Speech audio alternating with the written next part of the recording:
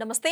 Welcome to our channel. నేను మిషాల్ని. మాజీ ముఖ్యమంత్రి జగన్మోహన్ రెడ్డి గారు రేపు నెల్లూరు పర్యటన చేయబోతున్నారు. మరి ముఖ్యంగా అక్కడ ఫిష్ హార్బర్‌ని అలాగే మత్స్యకారులను కలవటానికి వెళ్తున్నారనే సమాచారం అయితే వస్తుంది.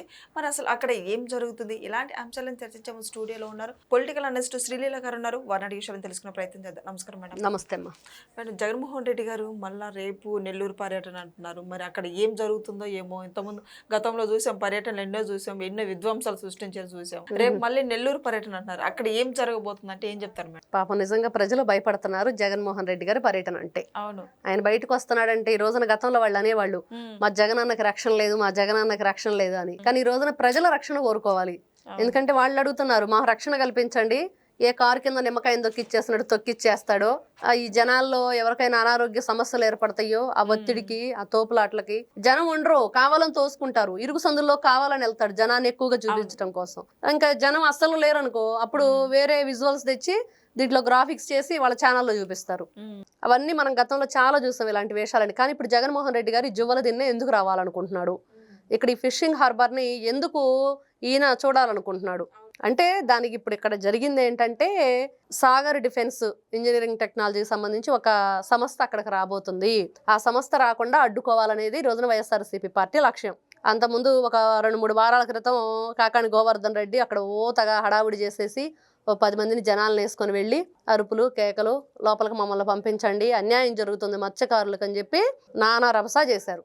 మరి గత కొద్ది రోజుల క్రితం నారా లోకేష్ గారు అక్కడ ఈ సాగర్ డిఫెన్స్ సంబంధించి దానికి శంకుస్థాపన చేసి ఇక్కడ దాదాపుగా 25,000 కుటుంబాలకి ఆదరణ లభించబోతుంది, వాళ్ళకి ఉద్యోగ కల్పన చేయబోతున్నాము, ఎక్కడ ఎటువంటి ఇబ్బంది లేదు. ఈ మత్స్యకారులకి ఏదైతే ఈ ఫిషింగ్ హార్బర్ ఉందో ఆ ఫిషింగ్ హార్బర్ అది నడుస్తూ ఉంటుంది.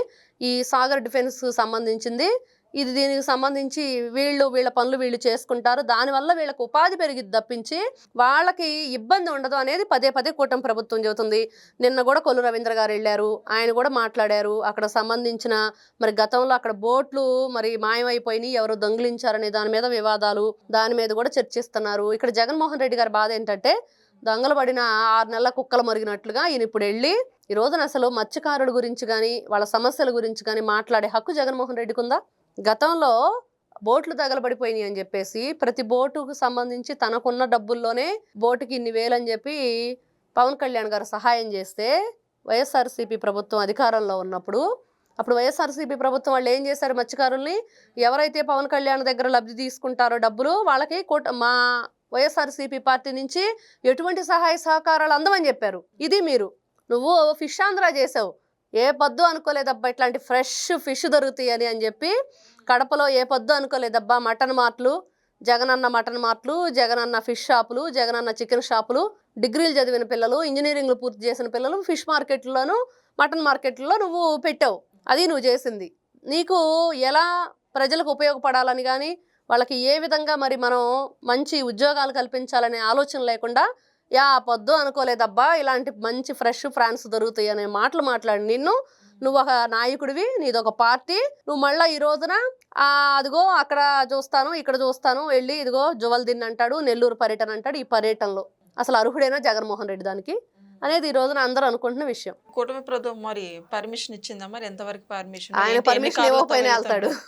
ప్రాబ్లం ఏంటంటే వీళ్ళతోటి పర్మిషన్ ఇచ్చామనుకోండి, పర్మిషన్ ఇచ్చిన తర్వాత అంటాడు ఇక్కడ చాలా ఇబ్బందికరంగా ఉంది, సరైన సెక్యూరిటీ లేదంటారు. పర్మిషన్ ఇవ్వలేదనుకో, పర్మిషన్ ఇవ్వకపోగా వీళ్ళు ఏం చెప్తారంటే, ఇదిగో ఇన్ని వెహికల్స్ వెళ్ళాలి, ఇంతమంది జనాలు మాత్రమే వెళ్ళాలి, మీరు ఇలానే వెళ్ళండి అంటే అంతకు మించి వెళ్తారు. మించి వెళ్ళినప్పుడు ఎట్లా కుదిరిద్ది? అక్కడ కావాలని చెప్పి జన సమీకరణ చేస్తారు, కావాలని చెప్పి వాళ్ళ మీద వీళ్ళు అక్కడ ఆ ప్రాంత ప్రజల్ని ఇబ్బంది గురి చేసి మరి వైఎస్ఆర్సీపీ పార్టీ కార్యకర్తల్ని ఎంత ఎండగాసినా పర్లేదు మీరు మాత్రం రావాల్సిందే అని చెప్పి రేపు చూడొచ్చు మనం వీడియోలో. బోలెడని గతంలో చూసాం, డబ్బులు ఇస్తాము, బిర్యానీ ఇస్తాము, మందు ఇస్తామని చెప్పి వాళ్ళందరినీ తీసుకొచ్చేసి వాళ్ళని ఇబ్బంది పెట్టేసి వాళ్ళు వెళ్ళిపోతామన్నా కూడా వెళ్ళనివ్వరు. కూర్చొని వినండి జగనన్న చెప్పే మాటలు అంటారు. అది వాళ్ళ పరిస్థితి. జగన్మోహన్ రెడ్డి వల్ల ఎవరికైనా ఉపయోగం ఉందా?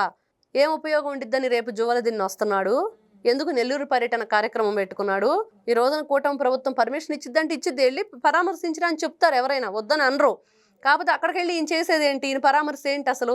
అవును, వాళ్ళకి ఏ సమస్యలు ఉన్నాయో నువ్వు పరామర్శిస్తావు. ఈ రోజున వాళ్ళకి ఎటువంటి సమస్యలు ఆల్రెడీ నారా చంద్రబాబు నాయుడు గారు చెప్పారు, మత్స్యకారులకు ఎటువంటి ఇబ్బంది లేదు, కుటుంబ ప్రభుత్వం పూర్తి హామీ ఇస్తుంది, మీకు మేము అండగా నిలబడతాం, మీకు ఎటువంటి సహాయాన్నైనా మేము అందిస్తామని. మరి అన్ని హామీలు ఇచ్చేసి మీకు జరిగిన నష్టాలను కూడా వాళ్ళు పరిగణలో తీసుకొని ఇంకా అక్కడ సంబంధించి రకరకాల సంస్థల్ని ప్రవేశపెడుతూ ఏదైతే ఈ డ్రోన్ కంట్రోల్ వెహికల్స్ కానీ ఇలా అన్నీ కూడా వస్తున్నాయి. ఫిషింగ్ హార్బర్కి దానికి సంబంధం లేకపోయినా కావాలని వైఎస్ఆర్సీపీ పార్టీ వాళ్ళు ఇదిగో కూటమి ప్రభుత్వం ఏదో చేయబోతుంది అనే ఒక అభూత కల్పనని సృష్టించటం, అలజడిని సృష్టించడం తప్పించి రేపు జగన్మోహన్ రెడ్డి డ్రామా చూడండి ఒక రేంజ్లో ఉండిద్ది. మామూలుగా డ్రామా అడ్డతను. మేడం, అమరావతి రాజధాని పైన విజయసాయి రెడ్డి ఎక్స్ లో ఒక పోస్ట్ పెట్టాడు, విమర్శిస్తూ మాట్లాడుతున్నాడు. విజయసాయి రెడ్డి ఈ మధ్య మళ్ళీ జగన్మోహన్ రెడ్డి ప్రేమికుడిగా క్లియర్గా, అంటే ఎప్పుడు ప్రేమికుడే, ఆ మధ్య కొంచెం దూరం జరిగిన ప్రేమ ఇప్పుడు మళ్ళీ దగ్గర అవుతుంది అనేది క్లియర్గా అర్థమవుతుంది ఆయన పోస్టులతోటి. అప్పుడు ఏం చెప్పాడు, జగన్మోహన్ రెడ్డి మనసులో నాకు స్థానం లేదు, ఆయన మనసులో నాకు స్థానం లేనప్పుడు నేను ఇంకెందుకు వాళ్ళతో ఉండాలని చెప్పి మాట్లాడాడు. ఈ రోజున అమరావతి అనగానే వీళ్ళంతా ఎందుకు విషయం చెమ్ముతున్నారు? ఈ రోజున నైట్కి నైటే ఎవరు కట్టేస్తానని చెప్పలేదే. నైట్కి నైటే ఇదేమి ఒక మయసభలాగో ఇంకొకలాగో నైట్కి నైటే ఆ నిర్మాణం జరిగిపోయిద్దని చెప్పి చెప్పుకోవట్లేదే. కాబట్టి నువ్వు గుర్తు చేసుకోవాల్సింది విజయసాయి రెడ్డి గారు, ఇంకోసారి మళ్ళీ విజయశాంతిని అరెస్ట్ చేసినట్లున్నారు. ఆవిడ ఎందుకు అరెస్ట్ అయింది, ఏ దేవాదాయ శాఖల్లో పనిచేసింది, ఏ విధంగా జరిగింది, మరి ఏ దేవాలయాల్లో ఎంత కొట్టేసింది, దాని వెనక విజయసాయి రెడ్డి హస్తం ఉంది అంటున్నారు. మరి దానికి సమాధానం చెప్పాలి. ఒక రేత్రే నైట్కి నైటే అమరావతి కట్టడం కుదిరిద్దో కుదరదో కానీ నైట్కి నైటే వైఎస్ఆర్సీపీ పార్టీ వాళ్ళు మాత్రం రాష్ట్రాన్ని శుభ్రంగా దొంగల దోపిడీ చేసేయటం మాత్రం చూసాం మనం. ఎంత శుభ్రంగా ఖాళీ చేసేసారంటే వాళ్ళు కనీసం తార్ రోడ్డు లేపేసి దాని కింద ఉన్న కంకర కూడా తీసుకెళ్ళిన పరిస్థితి వీళ్ళ ఈ రోజున మాట్లాడుతుంది. విజయసాయి రెడ్డి గుర్తుపెట్టుకోవాలి, నువ్వు 5 సంవత్సరాలు ఏం చేసావు అమరావతికి?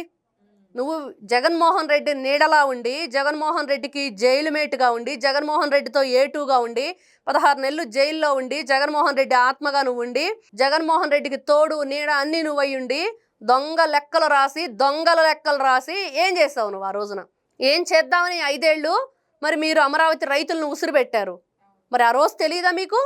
ఆ రోజు మర్చిపోయారా? ప్రజలు మర్చిపోలేదు, మేము బాగా గుర్తుపెట్టుకున్నాం. ఆంధ్ర రాష్ట్ర పౌరులందరం కూడా మీకు ఎలా బుద్ధి చెప్పాలో అలా 11 ఇచ్చి బుద్ధి చెప్పాం. ఇప్పుడు కూడా మీకు బుద్ధి రాదు, మేము బుద్ధి తెచ్చుకోం, మేము ఇలానే ఉంటాము, కూటమి ప్రభుత్వం మీద, అమరావతి మీద, రాజధాని మీద విషం చిమ్ముతామంటే అప్పుడు మీకు చీపుర్లతోటి, చాట్లతోటి, చెప్పులతోటి ఎలా సమాధానం చెప్పాలో అలా సమాధానం చెప్తాం. రోజు రోజుకి ఈ పిచ్చి ఎక్కువైపోతుంది. విజయసాయి రెడ్డి వ్యవసాయం చేసుకుంటాను, రాజకీయాలకు దూరంగా జరుగుతున్నానని చెప్పావు కదా. మాట తప్పం మడని తిప్పం అనే మీ మాటలు ఇవేనా? మాట తప్పుతూనే ఉంటాం, మడని తిప్పుతూనే ఉంటామని చెప్పి పదే నిరూపించుకుంటున్నారా?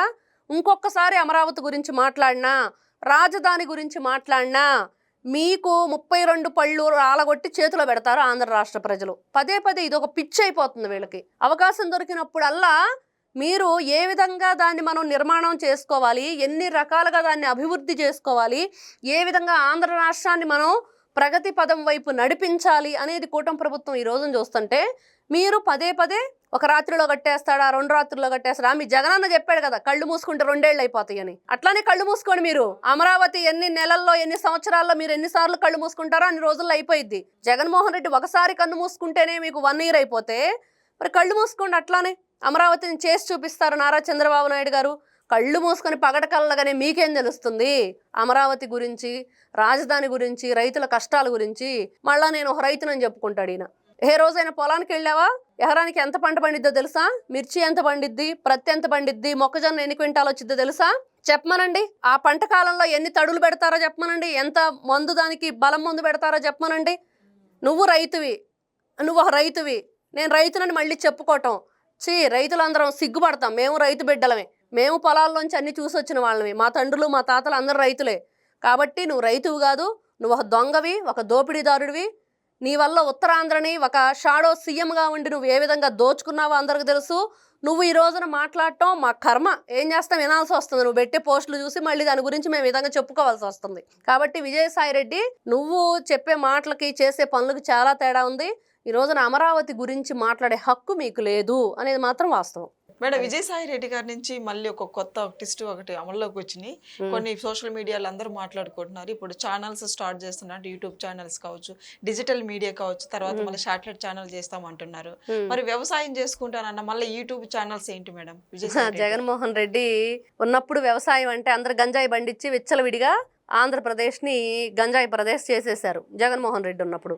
ఇప్పుడు ఏంటంటే కూటమి ప్రభుత్వం వచ్చాక ఈ ఏదైతే ఈగల్ టీం అని పెట్టేసి డేగ కన్నుతోటి ఎక్కడ ఎటువంటి అన్యాయం జరుగుతున్నా, ఈ గంజాయి కానీ మాదక ద్రవ్యాలు జరుగుతున్నా మేము గంజాయి వద్దు బ్రో అని చెప్పి, డ్రగ్స్ వద్దు బ్రో అని ప్రోగ్రామ్ చేస్తూ వాళ్ళు చాలా ఇదిగా తీసుకెళ్తున్నారు. కాబట్టి వ్యవసాయం చేయాలంటే గంజాయి పండించాలి విజయసాయి రెడ్డి, ఇంక వేరే ఆప్షన్ లేదు. కాబట్టి ఆ గంజాయి పంట పండించడానికి కుదరట్లా. అందుకని ఇప్పుడు సాక్షి ఛానల్ ఒకటే సరిపోదు. ఆయన కోరిక ఏంటి? పదే పదే ఏం చెప్తున్నాడు? జగన్మోహన్ రెడ్డి సీఎం అవ్వాలంటే కూటమిలో కలిసి ఉండకూడదు. పవన్ కళ్యాణ్, చంద్రబాబు నాయుడు వీళ్ళిద్దరిని విడగొట్టాలి. కాబట్టి సాక్షి పేపర్ కానీ, సాక్షి ఛానల్ కానీ పవర్ సరిపోట్లా. ఆయన సలహాలు సూచనలు ఇవ్వాలంటే ఇప్పుడు ఈయన ఒక మీడియా పెట్టి ఈయన చెప్పాలి. ఇది ఎక్కువైపోయినాయి అనమాట. మీరు చేసేయే ఎంత సన్నాసి పనులు చేస్తున్నారో అందరూ తెలుసు. ఇంకా మీకు తోడు ఇది ఒకటి పెట్టి మళ్ళీ రాష్ట్రాన్ని బస్టు పట్టించడం తప్పించి ఇంకోటి ఏమీ లేదు. ఈ రోజున జగన్మోహన్ రెడ్డి సలహా మేరకు మళ్ళీ విజయసాయి రెడ్డి ఇలాంటి పిచ్చి పిచ్చి ఆలోచనలు చేసి నువ్వు కూడా ఒక జోకర్ అయిపోతావు. జగన్మోహన్ రెడ్డి ఆల్రెడీ జోకర్ అయిపోయాడు, ఇంకా విజయసాయి రెడ్డి జోకర్ అవ్వడానికి రెడీగా ఉన్నాడు. ఈయన మళ్ళీ క్వార్టరీ అంటాడు, జగన్మోహన్ రెడ్డి చుట్టూ ఏదో ఉందంటాడు, వాళ్ళందరూ దుర్మార్గులు అంటారు, దుష్టులు అంటాడు, ఈయన ఒక్కడే మంచివాడు అంటాడు, భగవద్గీతలో శ్లోకాలు చెప్తాడు. ఈయన మాత్రం అన్ని చెప్పేయని అబద్ధాలు, ఒకటి నిజం చెప్పడు. ఇది వీళ్ళ చరిత్ర. వీళ్ళు చేసేది అబద్ధం, అన్యాయం, అక్రమం, దోపిడీ, దౌర్జన్యం, కిరాతకంగా మనుషులను చంపేయటం. మనం ఇవన్నీ చూసాం వైఎస్ఆర్సీపీ పార్టీ అధికారంలో ఉన్నప్పుడు. మరి ఇన్ని రకాలుగా చేసిన నువ్వు ఈ రోజున ఆ నంగనాచి కబుర్లు అంటారు పల్లెటూరులో పెద్దవాళ్ళు, అలాంటి కబుర్లు చెప్తున్నావు కదా విజయసాయి రెడ్డి. మరి ఆ రోజున నువ్వు జగన్మోహన్ రెడ్డితో ఉన్నప్పుడు ఈ మంచితనం అంతా ఏమైపోయింది?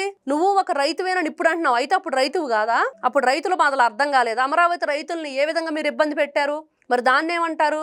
కాబట్టి వీళ్ళు ఎంత సేపటికి అయిపోయినా అంటే ఏదో ఆ పూటకు పబ్బం గడుపుకోవటం తప్పించి, అప్పటికప్పుడు వాళ్ళకు అనుకూలంగా మాట్లాడుకోవటం తప్పించి, ప్రజలకు ఉపయోగపడే విధంగా ఎప్పుడు వాళ్ళ రాజకీయం కోసమే తప్పించి ప్రజల కోసం వీళ్ళు పోరాటం ఉండదు.